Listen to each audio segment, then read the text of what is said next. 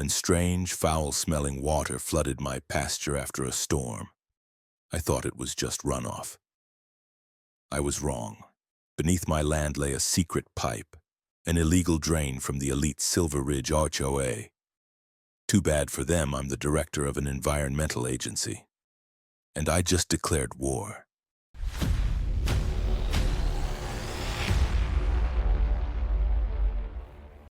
I never planned on getting dragged into a war over mud. But if you ever find yourself standing ankle-deep in warm, foul-smelling runoff that used to be your pasture, staring down the slope of your own property and realizing you've been turned into someone's human filtration system, well, that tends to stir the blood. My name's Eric Jensen. I run the Upper Platte Environmental Protection Division, a mid-level office of the EPA. Sounds bureaucratic, I know. Paper pushing, policy writing, regulation quoting stuff. And yes, I've spent more hours of my life staring at soil composition reports than I care to admit. But I'm also a former Marine with a bullshit radar that never quite turned off.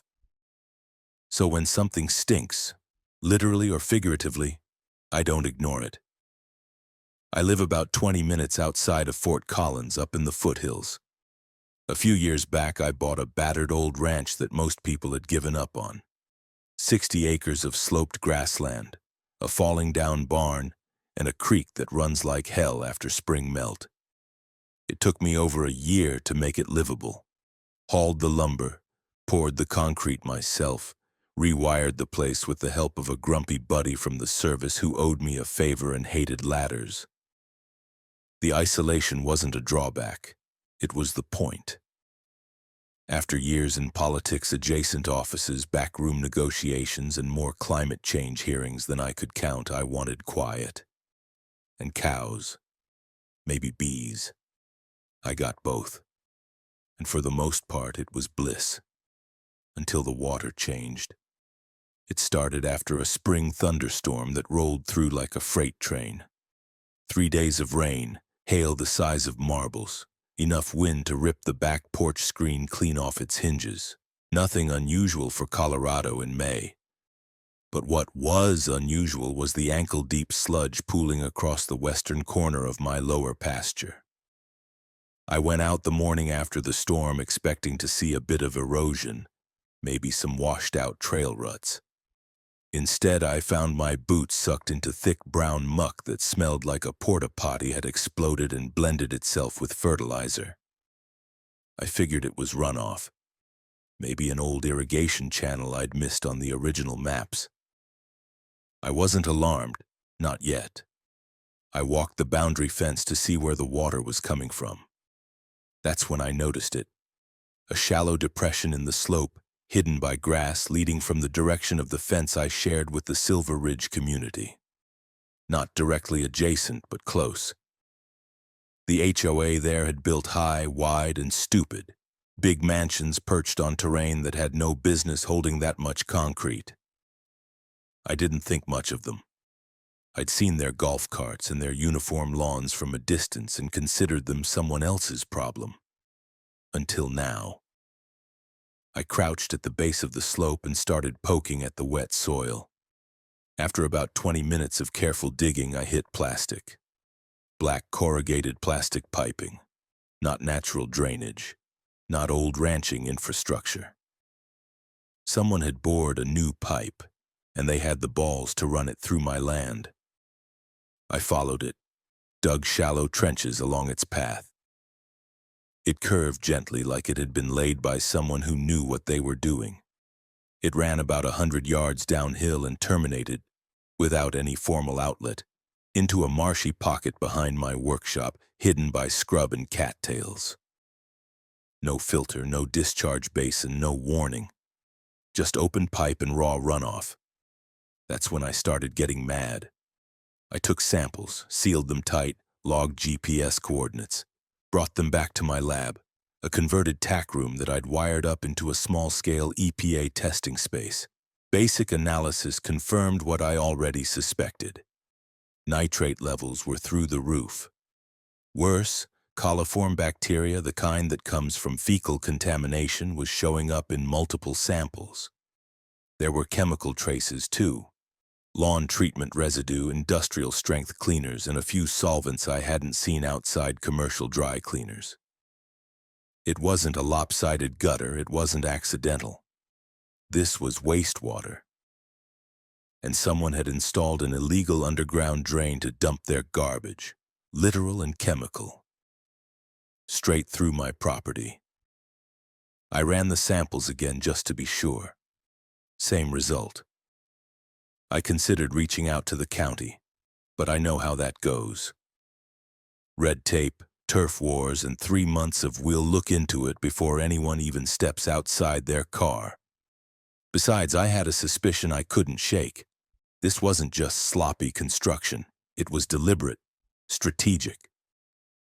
And here's where I probably should have just reported it, filed the complaint, and let the wheels of bureaucracy churn. But there was something else bothering me. A smell I couldn't get out of my nose and a gut feeling honed by years of chasing cover-ups and environmental negligence. This wasn't just about a pipe. Someone had something to hide. So I started digging, literally and figuratively. I cross-referenced property lines. My land wasn't under any HOA jurisdiction. I made damn sure of that when I bought it. The Silver Ridge development was legally fenced off with no shared easements or rights of way. They had no right to build anything that crossed into my parcel. I pulled up aerial maps, historical surveys, and the original land use plans from the county archive. The pipe? Not on any of them. By this point, my mild annoyance had turned into something else entirely. I wasn't just a pissed-off landowner anymore. I was an environmental official who had just discovered what looked like an unpermitted waste management scheme operating out of a wealthy suburban enclave. The problem? I couldn't investigate them as a federal agent, not without triggering disclosure protocols and putting my own agency on alert. So I made a choice. I'd pursue it as a private citizen. No badge, no bureaucracy. Just one man with a ranch, a lab, and a creeping suspicion that someone very rich and very stupid had made a mistake big enough to get the whole neighborhood buried. And I intended to follow that pipe, all the way back to whoever installed it. The next few days were spent in a quiet, simmering rage. The kind of focused anger that doesn't burn out quickly, just coils tighter around your spine as the facts start lining up. I didn't sleep much. I spent my nights poring over municipal blueprints and my days walking the pipe route again, this time with a GPS logger and a drone. I mapped out the exact trajectory of the black plastic serpent. It originated just beyond the property line of Silver Ridge, behind a row of designer hedges and security lights. From there, it snaked across a narrow greenbelt buffer, then drilled, illegally, I remind you, under the ridge and through my western pasture. And they were still using it. I confirmed that one evening just before sunset. I was checking the makeshift collection basin near my barn when I heard it. A low, wet, gurgling sound. The pipe spat a surge of opaque gray water like a belching dragon. My dog Max bolted backward. I knelt downwind and almost gagged. It was sewage, no doubt about it. Some kind of pumping mechanism was forcing it through, likely a sump system installed on the Silver Ridge side. That's when I decided to pay them a visit. Now, I'm not the type to knock on strangers' doors just to start a fight. But I figured a casual walkthrough of Silver Ridge, clipboard in hand, wouldn't raise many alarms. If anyone asked, I'd say I was a soil erosion consultant doing assessments for flood mitigation, which honestly wasn't entirely a lie. I entered through the public park trailhead at the top of the ridge. The moment I stepped into the development, it felt like I'd crossed a border into a parallel universe. Every lawn was precisely edged. Every flower bed screamed seasonal color coordination. The homes were massive, faux Tuscan, plantation style, you name it. But they all had the same smug symmetry. And cameras. So many cameras. I walked like I belonged. Nobody questioned me. After a few blocks, I found what I was looking for. A strange, windowless structure tucked between two lots on Golden Aspen Lane. It looked like a utility shed, but too fortified for garden tools. A discreet security keypad and a restricted access placard were the only hints. I ducked behind a hedge and waited. At 3:12 p.m., like clockwork, a small maintenance truck pulled up. A man in coveralls stepped out, unlocked the side door, and wheeled in a drum labeled non-hazardous gray water. Yeah, sure. I snapped photos, the license plate, the drum, the employee badge barely visible on his chest. Then I followed him from a distance as he drove out of the neighborhood and into town. He stopped at a gas station, and that's when I caught my break. He left the cab unlocked. I didn't need long. Less than 30 seconds inside gave me the manifest clipboard on the passenger seat. It was a weekly disposal log, except none of the destinations listed were official wastewater facilities. One, in fact, was marked with a code that, after a quick lookup back home, corresponded to a dummy LLC registered in Nevada, a laundering front. They weren't just diverting wastewater to save money, they were actively hiding it, routing it through private systems, dodging disposal fees, and possibly dumping it across multiple sites. My land was just one of them. Probably the most convenient because no one was supposed to live downstream. Except I did. I compiled the evidence that night and locked it in a fireproof box. Then I pulled a few strings. I reached out to an old contact, Martin Gresham, retired civil engineer. Used to consult for the EPA back before everyone started trimming budgets like hedge clippers. He happened to live, you guessed it, in Silver Ridge. I sent him an anonymous message through a private inbox we used years ago. Code black, pipe on my land, suspect underground graywater network. Meet? His reply came in less than 2 hours. Knew it. I've seen the plans. She's deeper than you think. Let's talk. We met under the overpass outside town, like something out of a damn spy novel. Martin looked older than I remembered, thinner, with a tiredness in his posture that didn't used to be there, but his eyes were sharp, paranoid sharp. I knew that woman was trouble the moment she took over the HOA, he said without even a greeting. Karen Sloan, wife of a former city councilman, power-hungry as hell. No one questions her in Silver Ridge, not after what happened with that landscaper. I raised an eyebrow. What landscaper? He shook his head. They ran him off. He reported a chemical dump site near the clubhouse maintenance lot. Next week, his contract was voided, and 2 days later, someone torched his equipment trailer. I didn't say anything. My gut clenched. Martin reached into his coat and handed me a flash drive. Drainage system designs. Only partial. I couldn't get the newer schematics, but it proves one thing. That pipe on your land, it wasn't an accident. It's part of an engineered runoff network. They designed it that way, not for stormwater, for waste. I asked why he didn't go to the authorities. He laughed. You think I didn't try? Karen's got her hooks in the city engineer's office. Zoning, permitting, all of it. They rubber stamp whatever she hands them. And if someone complains, suddenly their HOA dues triple or their fence is 2 inches too high and they're in violation. It was worse than I thought. When I got home that night, I installed motion-triggered trail cams near the runoff outlet, just in case. Then I sent encrypted files to a trusted contact at the EPA field office. Nothing official, just background. A friend, not a bureaucrat. Told him to keep his head down and wait for further instruction. That same night, Max started throwing up. He'd been fine all week. Then suddenly he was lethargic, drooling, wouldn't eat. I rushed him to the emergency vet and they confirmed acute bacterial contamination, likely from water ingestion. I didn't have to ask where. That's when my patience ran out. If they wanted to treat my land like a toilet, they were going to find out what happens when the person on the receiving end turns out to be the one holding the badge and the microscope and the law. But for now, I was still just Eric Jensen, rural landowner, dog dad, and man with a very good memory for faces, pipes, and petty tyrants in yoga pants. And I wasn't done digging. If there's one thing I've learned in this line of work, it's that corruption doesn't usually start with a secret meeting in a smoke-filled room. No, it starts with laziness. It festers into arrogance, and eventually it becomes so bold it forgets to hide.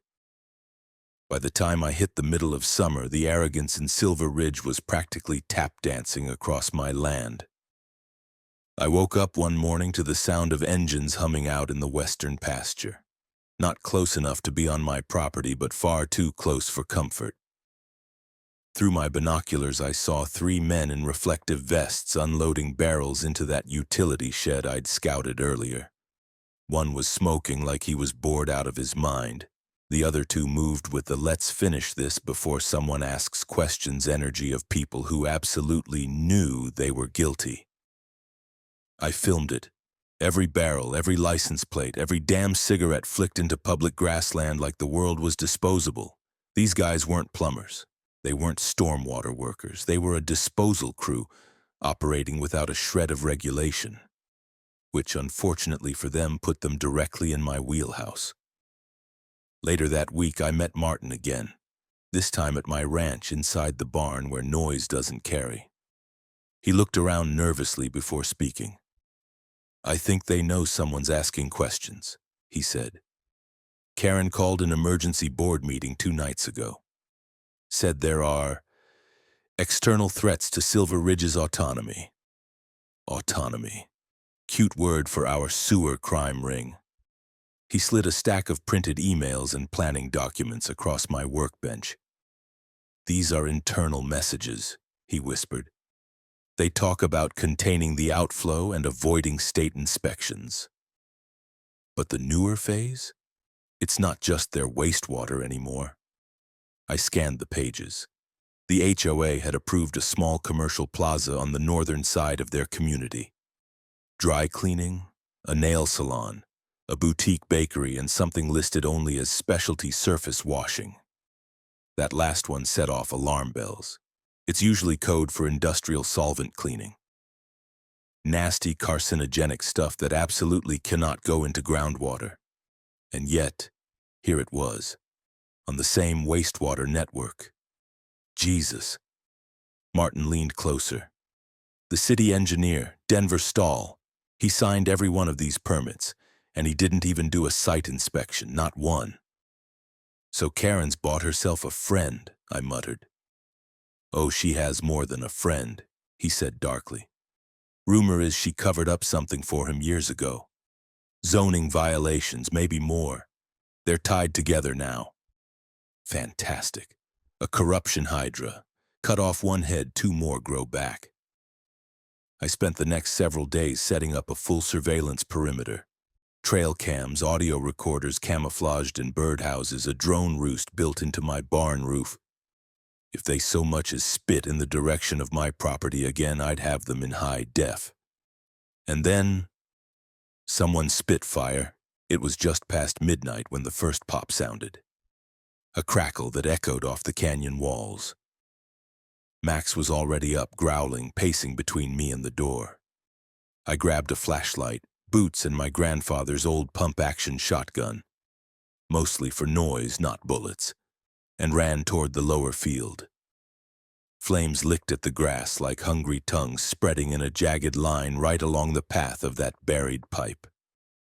Someone had poured accelerant along the trench, the same trench I'd dug to expose their crime.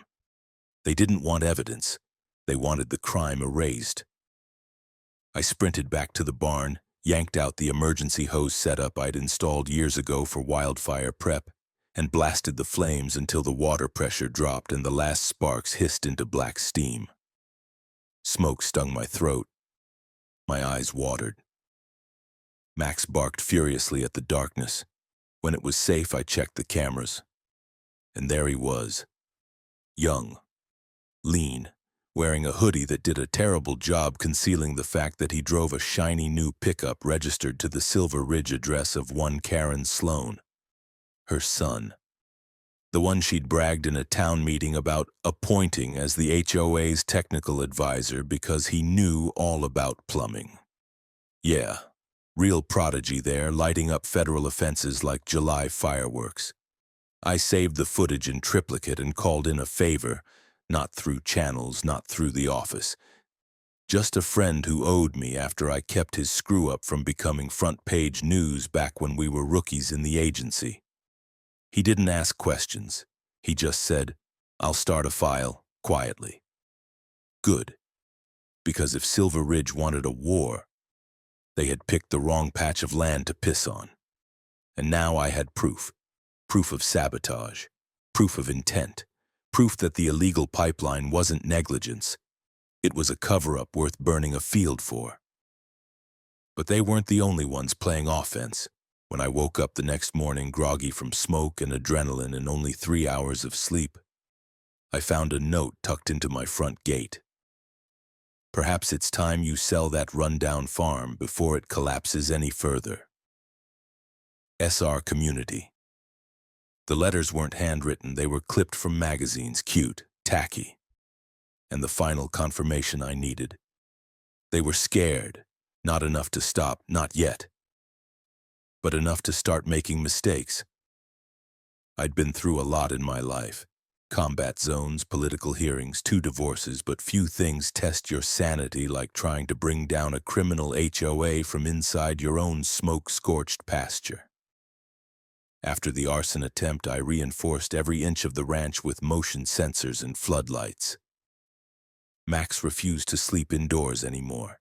He kept guard near the barn, curled beside the trench like he was daring someone to try again. I didn't stop him. At this point, I figured we both had something to protect. But this wasn't just my war anymore. It was time to turn the key. I made the call to the EPA's Regional Enforcement Division. Not the public line, my contact. Former military like me. No patience for red tape, especially when the environment was getting kneecapped by a suburban oligarchy. I gave him the whole package: photos, video footage, pipe layout, Martin's documents, even the surveillance of Karen's kid and the gas can.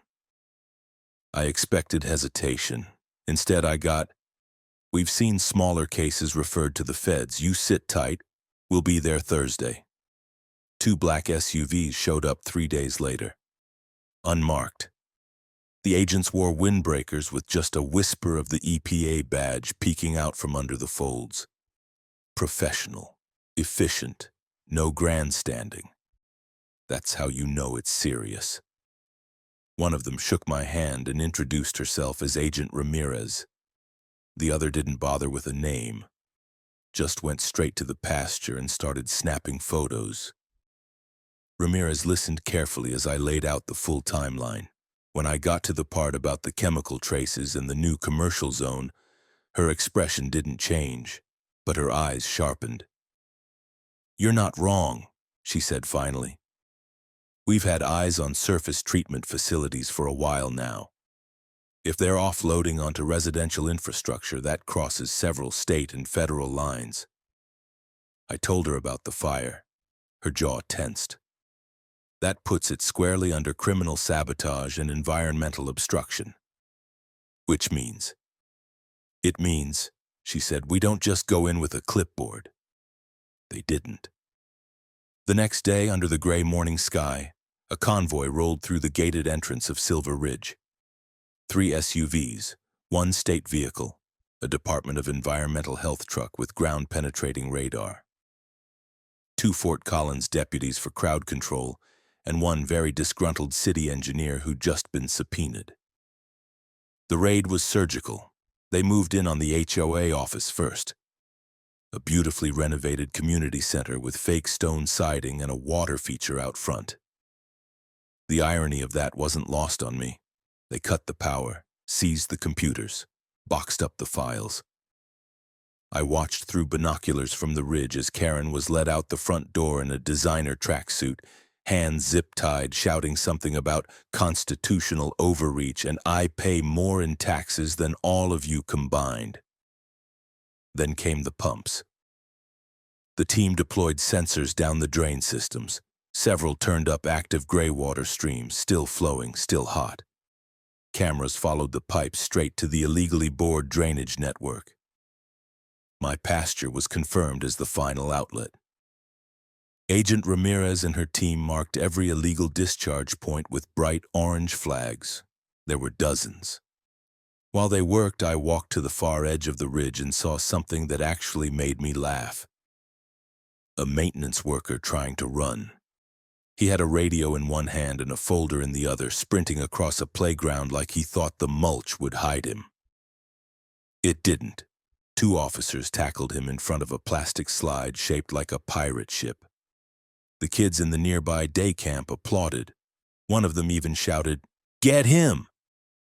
Now that's what I call public engagement. Later that afternoon, Agent Ramirez asked if I wanted to be present during the inventory at the HOA shed. I said yes. She handed me gloves and a respirator. We walked into the structure I'd scouted weeks before, the heart of the dump network. Inside were 3 illegal sump pumps, 2 large chemical tanks, and a maintenance log so sloppily falsified it still had "insert date here" typed in at the top of one entry.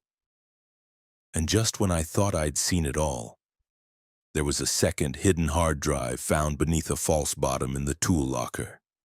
Encrypted, but not well. It took less than a day to unlock. Inside were emails, dozens of them between Karen and multiple contractors, city officials, and even an HOA lawyer coordinating everything from pump schedules to bribes. They had code words. Misting event meant chemical flush. Stream therapy meant redirecting waste. Downhill landscaping meant me. They referred to me, by name, as the obstacle. Ramirez looked over at me as we read them. "You're going to want a good lawyer," she said. "Why?" I asked deadpan. "I've got nothing to hide." "No," she smirked. "But you're about to own half their property when this hits civil court." Meanwhile, the city engineer, Mr. Stahl, was put on administrative leave. His home was searched, and surprise, they found an entire drawer of HOA kickback checks deposited into a shell account under his cousin's name. He was arrested the same day. By the end of the week, 4 people were in federal custody. Karen, her son, the facility contractor, and Stahl. A 5th, the HOA treasurer, tried to flee to Arizona. He was picked up at the Santa Fe bus terminal with $9,000 in cash and a passport in a Bible. The case wasn't just a local scandal anymore. It was a headline on Channel 7, then a segment on national news. Luxury HOA accused of running illegal waste network through private ranch. I sat on my porch that night with Max, a cold beer and the smell of scorched grass still faint in the wind. Flashlights flickered across the distant ridge as agents continued their search. The stars overhead were clear, the creek behind me quiet. For the first time in months, it felt like I could breathe again. But the battle wasn't over. Next came the courtrooms, and that, I suspected, was going to be even uglier. The courthouse smelled like old carpet and institutional coffee, 2 things I've never trusted. The walls were beige, the lights flickered, and the security guard at the front looked like he'd been stuck in this job since the Clinton administration. Fitting atmosphere for the kind of storm we were walking into. By the time the preliminary hearing opened, the Silver Ridge case had already made national news. Environmental fraud, organized discharge, bribery, and sabotage. The press dubbed it the HOA sewage scandal. Catchy, short. Almost made it sound less disgusting than it really was. Karen Sloan entered the courtroom with a full legal team in tow. 4 lawyers, all dressed like high-powered sharks, and not a soul among them with the spine to tell her she was already underwater. She didn't look so smug now. No designer handbag, no fake pearls, just a beige jail-issued jumpsuit and a face twisted with cold hatred when she spotted me across the room. I waved. Her son, Brad, Mr. Technical Advisor, was seated beside her at the defense table, fiddling with his cuffs and looking like a frat boy who just realized the party was over and someone called his mom. I almost felt sorry for him. Almost.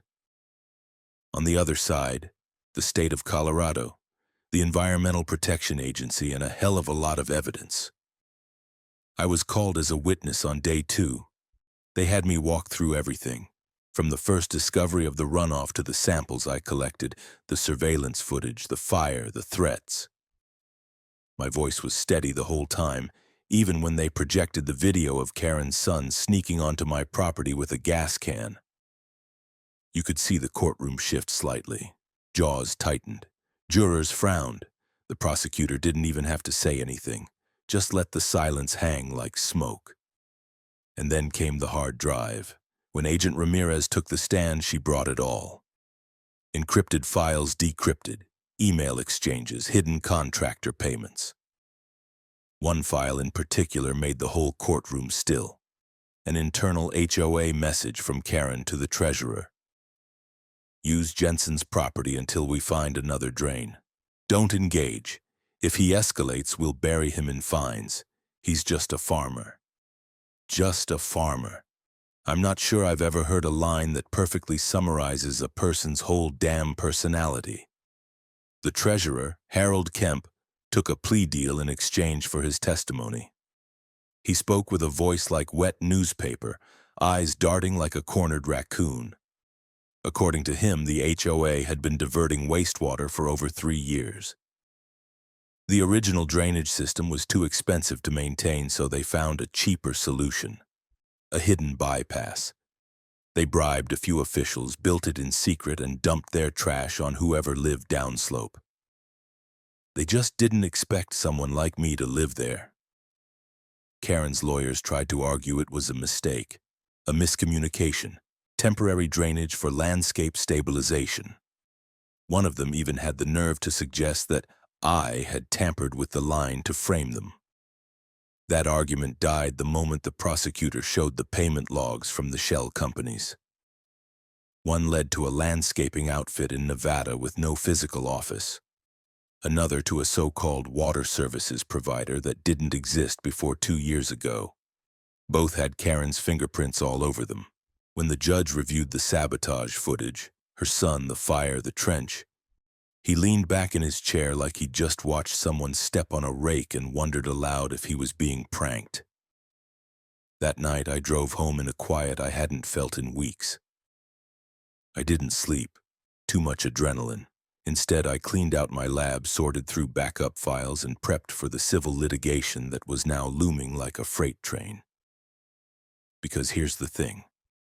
Winning in criminal court is good. But hitting someone like Karen where it really hurts, that takes money. So I sued. I sued Karen Sloan, her son, the HOA board, the treasurer, the contractors, the city engineer, and the HOA as an entity. Environmental damages, property destruction, malicious trespass, emotional distress, illegal utility modification, even veterinary bills for Max. And I wasn't the only one. Turns out a few other residents in Silver Ridge had been quietly documenting violations too. Karen had strong-armed them into silence. Fines, threats, bogus citations for their flower beds or mailbox height. But now that the Queen was off the throne, they spoke. They filed too. Class action. Multi-claim. It started small, but by the end of the month, over a dozen lawsuits had been filed against Karen and her inner circle. Some came from HOA members. Some from city whistleblowers who'd been pushed out of their jobs. One was from a dry cleaner who realized Karen's contractors had been illegally dumping his chemical waste for over a year without his knowledge, using his license. That one came with criminal charges of its own. The court scheduled the civil case to follow the criminal trial. But before we could get there, the judge handed down his ruling. Karen, guilty on 5 counts of environmental fraud, 2 counts of conspiracy to commit municipal bribery, and 1 count of sabotage. Sentence: 17 years with no possibility of parole for at least 9. Her son, guilty of property damage and attempted arson, 9 years. The HOA treasurer, 5 years with parole. The city engineer, 12 years federal plus permanent disqualification from public service. The room was silent when the gavel dropped. Karen didn't scream. She didn't protest. She just stared at me. No words, no smirk, just a kind of stunned feral hatred, like someone who finally realized the cliff was real and gravity didn't negotiate. As for me, I walked out of that courtroom with my boots heavy but my shoulders light. Justice had landed, and we weren't done yet.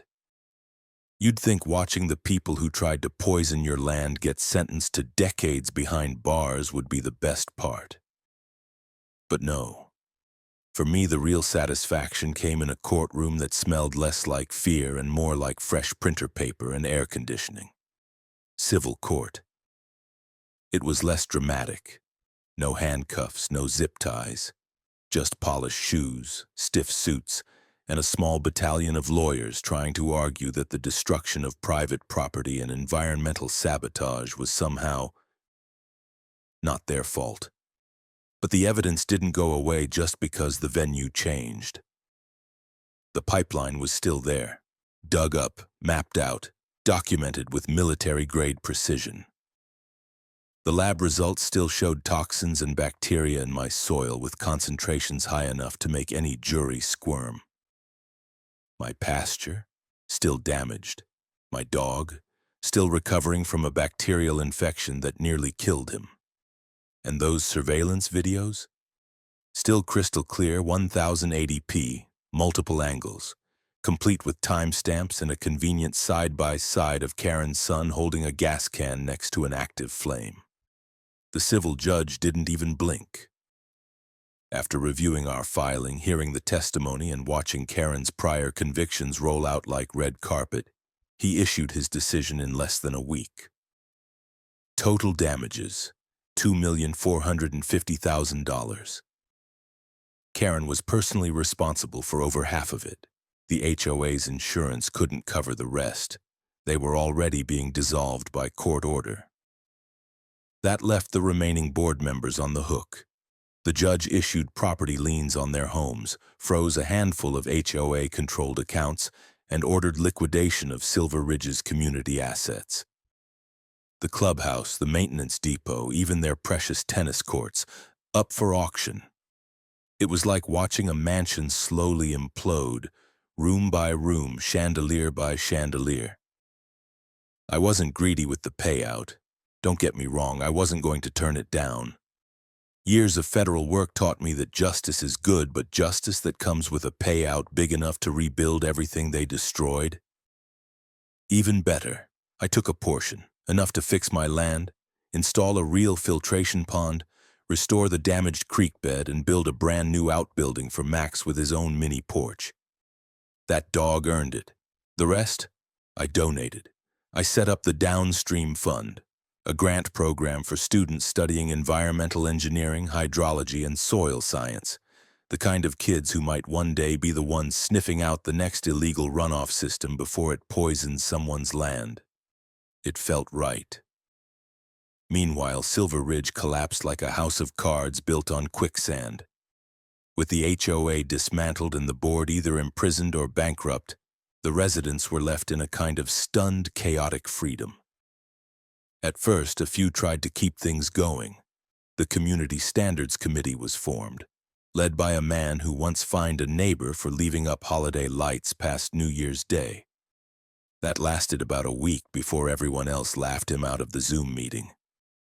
Eventually, the residents voted to form a new voluntary council. No dues, no fines, just neighbors. Some planted community gardens. A few built a playground with repurposed materials from the old maintenance lot. And one woman, Anita, a retired music teacher, started hosting monthly outdoor jazz nights. They invited me to the first one, I brought beer and a folding chair. Things changed. Even the city got the message. Multiple investigations were launched into zoning practices and permitting fraud. The engineering department underwent a full audit. New guidelines were introduced for drainage inspection, complete with independent oversight. I even got invited to speak at a regional summit on environmental ethics. I declined. I'd rather be out in the pasture than on a podium. The last thing I did with the settlement money? I paid to have the entire illegal pipeline excavated, dismantled, and turned into sculpture. Seriously. A local artist welded the black plastic segments into a twisting, spiraling shape that now stands near the creek. There's a plaque that reads, "Here ran the pipe they thought no one would notice. Someone noticed." I stand by it every now and then, watching the water flow clean again, and think about how close they came to getting away with it. One more thing. Karen's prison photo leaked online, hair tied back, no makeup, eyes defiant and dead all at once. There's a subreddit now. Karen Justice. They made her a meme. She hates it. That's probably better than prison. Probably. It's been a year. Max still won't go near the old trench line even though the ground's been reseeded and the wildflowers have come back in full. I don't push him. He's earned the right to choose his battles. We both have. The ranch has never looked better. The new solar-powered filtration pond sparkles under the afternoon sun, dragonflies skating along the surface like tiny helicopters. The pasture's recovered. I've got a few head of cattle now, just enough to keep the grass honest. Bees too, 2 hives thriving. I named one of the queens Karen. Seemed appropriate. She mostly stings herself. The sculpture still stands by the creek. Some visitors think it's a modern art piece, some think it's a warning. I think it's both. A few schools bring out environmental science classes now and then. Local field trips to see what happens when someone fights back. I give them the short version of the story, careful not to veer into the gory bits. The rest they can read online. There's plenty of coverage. I even got invited to a town appreciation event. They gave me a plaque. I used it to patch a hole in my barn wall. Keeps the wind out. Silver Ridge, still there, barely. The gates are gone. The guards, too. A few homeowners moved out after the scandal. Others stayed, stubborn as weeds, determined to make something good from the ruins. And they have. The community garden is real now, thriving. Someone turned the old HOA office into a co-op art space. I saw a kid painting a crow on the wall last week, grinning like he knew he wasn't supposed to. That's progress. As for Karen, still in prison. Rumor is she tried to start an inmate standards committee and got shut down in under 24 hours. No one wants her in their cell block book club either. Her son's already petitioned for early release, claims he was just following orders. Doesn't work well outside of war tribunals, I hear. Sometimes I think about writing a book, not to sell, just to get it out of my system. The HOA that dumped crap on the wrong cowboy. Something classy like that, maybe with a foreword by Max, but then I sit on the porch, crack open a beer, and watch the sun melt over the hills like warm butter. The wind moves clean now. No chemicals, no stink. Just pine and soil and something that smells like peace. A few months back, I got a letter in the mail. No return address, just a short note on plain paper. You should have joined the HOA. We could have been a team. K. I laughed so hard I nearly choked on my sandwich. Max barked like he understood the joke. Later that evening, I stuck the note on the fridge, right next to a photo of the pipe fire, and a magnet that says, "Don't mess with old farmers. We bury things."